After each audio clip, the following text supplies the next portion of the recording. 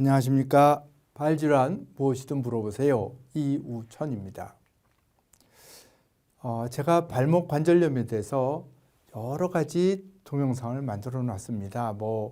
인공관절은 언제 하느냐 이런 것도 있고 어떻게 하면 내 관절을 살리느냐 이런 거 했는데 오늘은 이제 그 사이 좀 더 다른 각도에서 발목 관절염에 대해서 하나의 동영상을 또 만들어 봤습니다.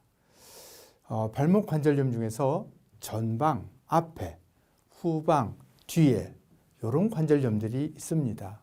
그래서 이런 거에 대해서 한번 말씀을 드려보겠습니다. 제가 2020년도에 제가 쓴 SCI 논문 중에서 이런 여태까지 도대체 발목의 앞에 좁아지는 관절염, 후방 관절염 이런 건 세상에 없던 겁니다. 그래서 제가 이런 거를 찾아내서 또 이런 거를 그거에 맞는 치료를 한다고 생각하기 때문에 이런 거를 좀 일반인들이 내 관절 혹시 이런 걸 보면은 내가 저런 거 아닐까? 이렇게 한번 생각을 해보시라고 하는 것도 있고 이런 것도 있을 수 있다. 이런 거에서 말씀을 드려보려고 합니다. 이거가 이제 발목 관절의 엑스레이인데요. 이 발목이 여기서 움직이는 건데 이 뼈와 이 뼈 사이에 간격이 있고 뼈와 뼈 사이에 이쪽이나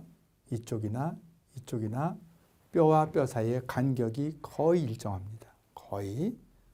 그 간격이라는 것이 엑스레이에는 뼈는 보이지만 뼈와 뼈 사이에 있는 연골은 엑스레이에 나오지 않기 때문에 그것이 빈 틈으로 보이기 때문에 저 틈새가 사실은 딱 평행하게 되어 있는 뼈 사이에 있는 저 틈새가 연골로 들어차 있는 겁니다. 근데 저것이 관절염이 돼서 이것이 우리가 보는 지금 관절염 중에서 제일 흔한 형태입니다. 이렇게. 여기는 간격이 있고 여기는 넓어지고 여기는 좁아지는 겁니다. 이 부분은 좁죠? 여기도 좁죠. 그래서 안쪽부터 관절이 발의 안쪽, 바깥쪽 이렇게 하면은 보이지 않지만 앞쪽, 뒤쪽이 있겠죠. 여태까지 관절염은 안쪽이 제일 많다고 알려져 있고 실제로 제일 많습니다. 이것이 더 심해지면은 뼈가 더 딱 붙습니다. 여기 아주 틈이 전혀 없죠. 그래서 정상에서 좀 심한 거, 아주 심한 거 이런 단계별로 관절염이 진행되는 겁니다. 또 이것이 좀 전에 보여드린 안쪽이 좁아진 형태의 관절염이고 이건 어떻습니까? 반대로 저거 완전히 반대죠. 여기는 넓어지고 이쪽이 좁아집니다. 이것도 역시 더 심하면 딱 붙습니다. 이거는 이제 안쪽이다, 바깥쪽이다 이런 걸 보여드리려고 이런 두 장의 엑스레이를 제가 보여드립니다. 그런데 이게 참 희한한 게 이분은 관절이 여기는 넓습니다. 이렇게. 근데 여기는 좁고 여기는 이게 꼭 정상 같잖아요. 뼈가 이렇게 나란히 있습니다. 나란히 있는데 실상은 이 사이가 정상 간격보다 좁은 거예요. 전체적으로 딱 좁은 겁니다. 이분의 엑스레이를 옆으로 보면은 발이 앞에가 딱 닿아 있습니다. 여기는 넓습니다. 아까 좀 전에 보여드린 거 안쪽은 좁고 바깥쪽이 넓은 거 반대로 안쪽은 넓고 바깥쪽이 좁은 거 이런 관절이 있는데 이 관절은 안팎은 비슷한 것 같은데 옆에서 보면 앞쪽만 좁아져 있습니다. 이런 관절에 대해서 여태까지 어디에도 적혀 있는 데가 없습니다. 이런 관절이 있다. 있다는 걸 알아야지 그 다음에 치료를 할 수 있습니다. 이런 관절염이 있고 그런 관절염은 어떤 원인으로 생기는 것 같다. 그러니까 그 관절은 그 원인을 해결하려면 이렇게 해야 돼서 요걸 치료를 해서 내 걸 쓸 수 있겠다. 이렇게 얘기가 되는 건데 아예 이런 거 앞에 좁아진 거 자체가 없다 그러면은 모른다 그러면 그 다음에 이런 거는 그냥 더 나빠질 때까지 기다리는 수밖에 없습니다. 요 분은 또 역시 이렇게 보면은 관절이 그런 대로 괜찮은 것 같습니다. 이분의 관절을 옆에서 보면은 같은 분입니다. 같은 사람의 엑스레이인데 여기는 넓고 앞에는 넓고 뒤는 거의 다 있습니다. 그래서 이거를 아까 좀 전에 보여드린 건 앞에, 요거는 뒤에 생기는 관절염이라고 하면 되겠습니다.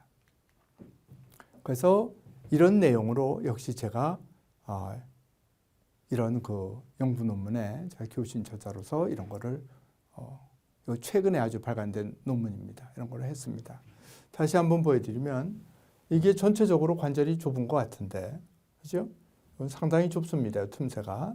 그런데 잘 보면은 뒤는 넓고 앞은 좁습니다. 이 관절은 거의 연골 간격이 없습니다. 거의 연골 간격이 없는데 옆으로 보면은 뒤는 붙어 있지만 앞이 다 벌어져 있습니다. 이렇게 틈이 어디가 우리가 지금 내 관절을 살려서 쓰는 방법을 그런 방법으로 치료를 사람이 어떻게든지 더 나빠지지 않게 해서 인공관절 하든지 발목을 고정하든지 그거 안 하고 어떻게 내 거 써보려고 여러 가지를 하는데 지금까지 돼 있는 거는 주로 안쪽에만 관절이 좋고 바깥쪽은 괜찮을 때 어떻게 하냐. 이게 제일 연구가 많습니다. 안쪽은 괜찮고 바깥쪽만 좁은 거에 대해서도 연구가 아직 잘 안 돼 있는 상태고 앞, 뒤만 좁은 거에 대해서는 아예 없습니다. 아무것도 없습니다. 근데 이렇게 제가 찾아봤습니다. 찾아내서 이제 이런 걸 만들었는데 지금 이분은 관절이 앞에서 보면 틈이 전혀 없습니다. 전혀 없고 옆에서 보면 앞에는 이렇게 좀 벌어져 있고 뒤는 전혀 없습니다. 이분 치료해서 이렇게 됐습니다. 앞에도 넓고 옆에도 다 생겼어요. 이 관절이 어떻게 이렇게 됐습니까? 그죠? 이거 정말 누구도 이해할 수 없지만은 이런 식으로 해서 이걸 어떤 방식으로든지 발을 교정을 해서 이 사이가 벌어지게 만든 겁니다.